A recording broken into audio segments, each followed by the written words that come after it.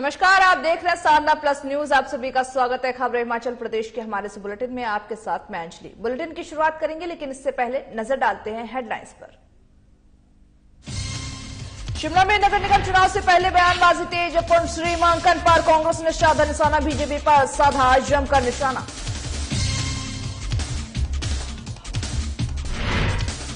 शिक्षा को बढ़ावा देने की पहल में जुटी सरकार। शिक्षा मंत्री रामलाल मारकंडे ने दी जानकारी। सुंदरनगर में डिजिटल महाविद्यालय खोलने की कही बात।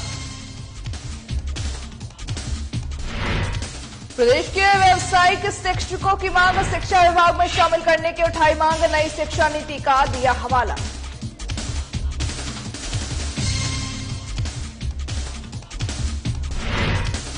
रेणुकाजी बांध परियोजना कार्यालय के बाहर धरना। कार्यालय के बाहर विस्थापितों ने दिया धरना। विस्थापितों ने सरकार को दी चेतावनी।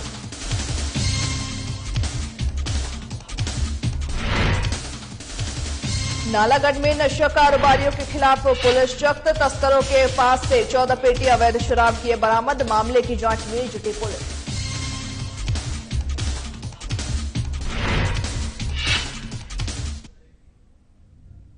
अब करते हैं बुलेटिन की शुरुआत खबरों से, जहां पर सीएम जयराम ठाकुर ने आज ऊना जिले का दौरा किया है। इस दौरान ही सीएम ने जिले के कुटलेहड़ और हरोली विधानसभा के क्षेत्रों के लिए लगभग 67 करोड़ रुपए की विकासात्मक परियोजनाओं का उद्घाटन और शिलान्यास किया है। सीएम ने सुमर कलवट की जो 16.68 करोड़ रुपए की लागत से निर्मित कला केंद्र ऊना का लोकार्पण किया है, जिसके बाद ही उन्होंने यह भी थाना कला में जो हिमाचल प्रदेश राज्य विद्युत बोर्ड मंडल है, बंगाड़ा में ग्रामीण विकास मंडल, बसाल में कृषि विभाग का एमएमएस और साथ ही साथ कार्यालय, और ट्यूरी बिडोली और कियारिया में पटवार व्रत बीहड़ू में फील्ड कानूनगो कार्यालय खोलने, हरौट चाराड़ा और साथ ही बल्स खालसा और बेहड़ू में पशु चिकित्सा उपकेंद्र खोलने की घोषणा की है। इस दौरान सीएम ने कहा कि विपक्षी नेता हताशा में बेबुनियादी और निराधार आरोप लगा रहे हैं। उन्होंने यह भी कहा कि हिम केयर योजना के अंतर्गत ही 5 लाख से अधिक परिवारों को पंजीकृत किया गया है और अब तक राज्य के 2.17 लाख लोगों के उपचार पर 200 करोड़ रुपए में अधिक व्यय किए जा चुके हैं। बहुत सारी चीजों के उद्घाटन और शिलान्यास के कार्यक्रम जो उद्घाटन हुए लगभग 24.5 करोड़ के, और शिलान्यास जो होने हैं आज कुछ हुए 42 करोड़ के। लगभग 67 करोड़ के विभिन्न शिलान्यास और उद्घाटन आपके इस क्षेत्र में आज हो रहे हैं। इसके लिए भी मैं आप सबको बहुत बहुत बधाई देता हूं और शुभकामनाएं। और आज हमें इस बात की क्षमता है कि ऊना जिला हर दृष्टि से विकास की राह पर आगे बढ़ते हुए हर क्षेत्र में तरक्की करते हुए एक अलग पहचान के साथ खड़ा है। और मैं इस बात को भी यहां पर देख रहा था, हमारे विभिन्न योजनाओं के कार्यक्रमों के माध्यम से, क्योंकि कई लोग बोलते हैं कि कुछ नहीं हो रहा है और उनको ये बोलने की आदत पड़ गई है। मैं सिर्फ ऊना जिले की अगर बात कहूं, 1600 करोड़ से ज्यादा के बहुत सारे विकास कार्य हर विधानसभा क्षेत्र में एक जिले में। प्रदेश सरकार ने नगर निगम शिमला चुनाव से ठीक पहले ही नगर निगम शिमला में 7 नए वार्डों को जोड़ा है, जहां पर जिसमें अब वार्डों की संख्या 34 से बढ़कर के 41 हो गई है। कांग्रेस ने इस पर निशाना साधते हुए कहा कि बीजेपी जो मर्जी कर ले, बीजेपी निगम में अब की बार काबिज नहीं हो पाएगी। कांग्रेस के वरिष्ठ प्रवक्ता नरेश चौहान ने आरोप लगाया है कि बीजेपी सरकार ने आगामी नगर निगम के चुनाव में सोची समझी रणनीति के तहत ही शहर में वार्डों की संख्या बढ़ाई है। और जो उन्होंने बताया कि शहर में लगते कई जो क्षेत्र हैं उसमें जनता कॉर्पोरेशन एरिया में शामिल होना चाहती है और सरकार ने उन्हें सिर्फ अपने हितों को देखते हुए नजरअंदाज किया है। उन्होंने यह भी बताया कि बीजेपी ने शिमला में कोई भी विकास कार्य नहीं किया है, जिससे कि अब नगर निगम चुनाव में बीजेपी को हार का सामना करना पड़ेगा। उन्होंने नगर निगम चुनाव को पार्टी चिन्ह पर चुनाव कराने की भी मांग की है।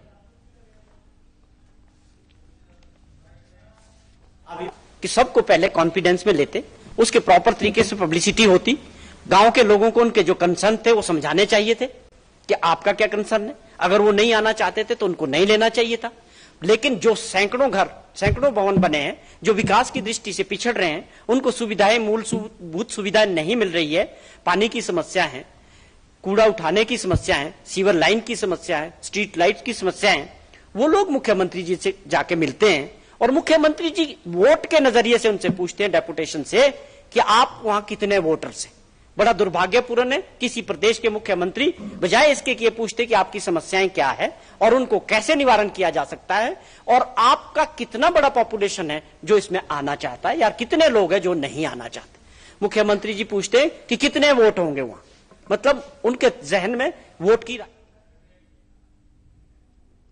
प्रदेश सरकार मंडी के सुंदर नगर में डिजिटल महाविद्यालय खोलने जा रही है, जहां पर बता दें कि इसके लिए सरकार ने कैबिनेट में प्रस्ताव पास कर केंद्र सरकार की मंजूरी के लिए भेज दिया है। इसे जल्द ही मंजूरी मिलने की उम्मीद भी है और इसके बाद सरकार डिजिटल महाविद्यालय के लिए बजट का प्रावधान भी करेगी। केंद्रीय बजट में ये पहली बार डिजिटल यूनिवर्सिटी का उल्लेख किया गया है। साथ ही साथ जिसके बाद अब राज्य सरकार इस दिशा में आगे बढ़ रही है। आईटी मंत्री डॉक्टर रामलाल मार्कंडे का कहना है कि डिजिटल यूनिवर्सिटी जो है उसको लेकर के केंद्र सरकार को प्रस्ताव सौंपा गया है और उन्होंने कहा कि डिजिटल यूनिवर्सिटी से आईटीआई के तकनीकी शिक्षण संस्थान और साथ ही कॉलेजों को भी संबद्ध किया जाएगा और इसके माध्यम से प्रदेश के दूर दराज क्षेत्रों में शिक्षा उपलब्ध करवाने पर ध्यान केंद्रित भी किया जाएगा और इसी तरह ड्रोन तकनीक सहित रोजगार पर आधारित पाठ्यक्रमों को शुरू किया जाएगा।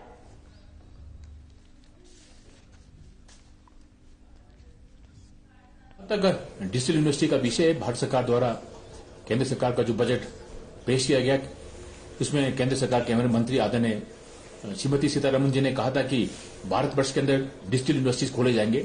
उसमें हमने पहल किया है, हमने एक मीटिंग किया है, उसमें हमने कहा है कि हमारा जो है जवाहरलाल नेहरू जो हमारा इंजीनियरिंग कॉलेज सुंदरनगर में है, हम वहां चाहते हैं कि वहां पर हमारा ये डिजिटल यूनिवर्सिटी खुले। इसका मुख्य उद्देश्य है कि जिस तरह से मणिपाल यूनिवर्सिटी के अंदर आपका ऑनलाइन डिग्रीज दी जाते हैं, उसी तरह से हम चाहते हैं कि जिसमें डिजिटल यूनिवर्सिटी में कहा गया कि आर्टिफिशियल इंटेलिजेंस हो, पीजी क्लासेस हो, डॉक्टरेट डिग्रियां वहां दी जाएगी, वहां तक ले पढ़ाए जाएंगे। और हम चाहते हैं कि ये प्रदेश के स्कूलों में साल 2013 से वोकेशनल शिक्षा शुरू हो गई है, जिसके लिए ट्रेनरों की भर्ती वीपीटी के तहत हुई है। पिछले 9 सालों से सेवाएं दे रहे ये ट्रेनर अब सरकार से नियमित करने और शिक्षा विभाग में शामिल करने की मांग कर रहे हैं। वहीं साथ ही ऐसा नहीं होने पर अध्यापकों ने आंदोलन की भी चेतावनी दी है। मीडिया के माध्यम से हम सरकार के समक्ष अपनी डिमांड्स रखने के लिए आज हम इस प्रेस क्लब में आए। तो हमने सरकार के समक्ष यही डिमांड रखी कि पहले तो हमें बीटीपी को हटा करके हमें एजुकेशन विभाग में मर्ज किया जाए। दूसरा हमारा ये था कि सरकार से हम बहुत टाइम से मिलने जा रहे हैं, मिले और हमने अपनी डिमांड्स रखी। आप सब मीडिया बंधुओं की ओर से हम यही रखना चाहेंगे कि आप सरकार के समक्ष हमारी यही डिमांड रखें कि बीटीपी को हटा करके हमें शिक्षा विभाग में बहुत जल्द समायोजित किया जाए। मैम, हम पिछले बद्दी बरोटीवाला नालागढ़ में आए दिन नशे का कारोबार तेजी से फैलता जा रहा है, जिस पर अंकुश लगाने के लिए पुलिस भी लगातार पुरजोर कोशिश कर रही है, जिसके चलते ही आए दिन नशे के सौदागर पुलिस के हत्थे चढ़ रहे हैं। ताजा मामला नालागढ़ से सामने आया है, जहां पर नालागढ़ के बगलेड़हर गांव में जहां पर पुलिस की एसआईयू की टीम ने गुप्त सूचना के आधार पर मेघनाथ के घर से 14 पेटी देशी शराब बरामद की, जिसके बाद पुलिस आगामी कार्रवाई कर रही है।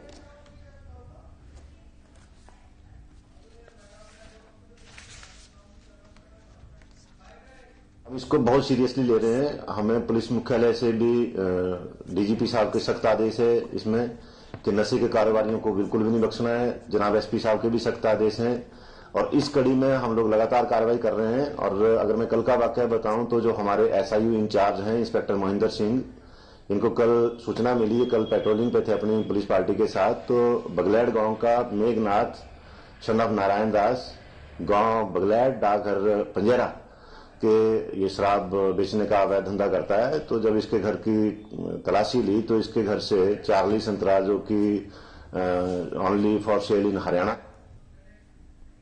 संगड़ाह में रेणुकाजी बांध परियोजना के कार्यालय के बाहर डैम से विस्थापित होने पर किसानों ने एक बार फिर से धरना प्रदर्शन शुरू कर दिया है और अपना रोष जताया है। इससे पहले भी आपको बता दें कि जहां पर 27 दिसंबर को प्रधानमंत्री द्वारा लगभग 7,000 करोड़ के इस परियोजना का वर्चुअल शिलान्यास की जाने के दौरान भी विस्थापितों द्वारा जो मैनेजमेंट कार्यालय के बाहर इनके द्वारा प्रदर्शन किया गया था।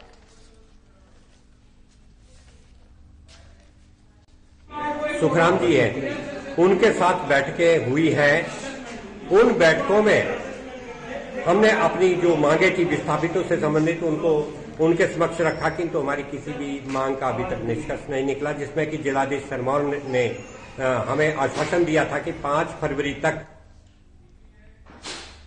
कुल्लू के मनाली विधानसभा क्षेत्र के बड़ागड़ा बेहाल में आर्ट एंड क्राफ्ट सेंटर बनकर अब तैयार हो गया है, जहां पर बीते दिनों ही प्रदेश सरकार के द्वारा इस आर्ट एंड क्राफ्ट सेंटर को निजी कंपनी को सौंप दिया गया था। वहीं आर्ट एंड क्राफ्ट सेंटर को निजी कंपनी को सौंपने का अब विरोध भी होना शुरू हो गया है।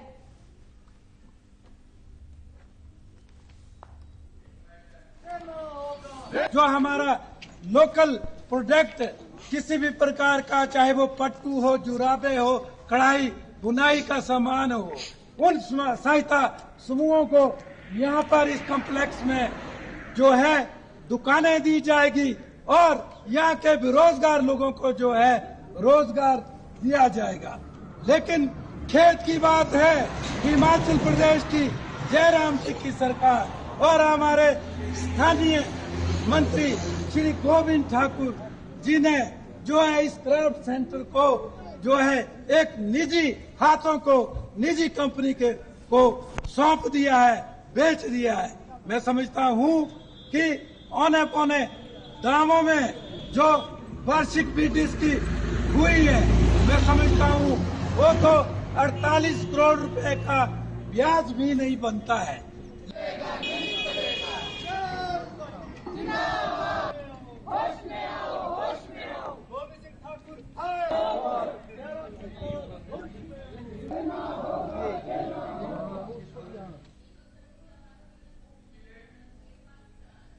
पूर्व सीपीएस और कांग्रेस के पूर्व विधायक नीरज भारती सहित अन्य 9 लोग जमानत पर रिहा हो गए हैं। इनमें 4 समर्थ सुधीर शर्मा के भी हैं, जहां पर इनके सुधीर शर्मा के समर्थक भी इनमें शामिल हैं।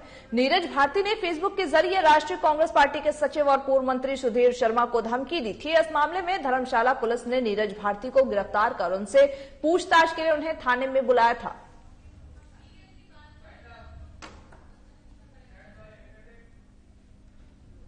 खबर हिमाचल प्रदेश के हमारे इस बुलेटिन में बस इतना ही। मुझे दीजिए इजाजत और तमाम बाकी खबरों के अपडेट्स के लिए देखते रहिए साधना प्लस न्यूज।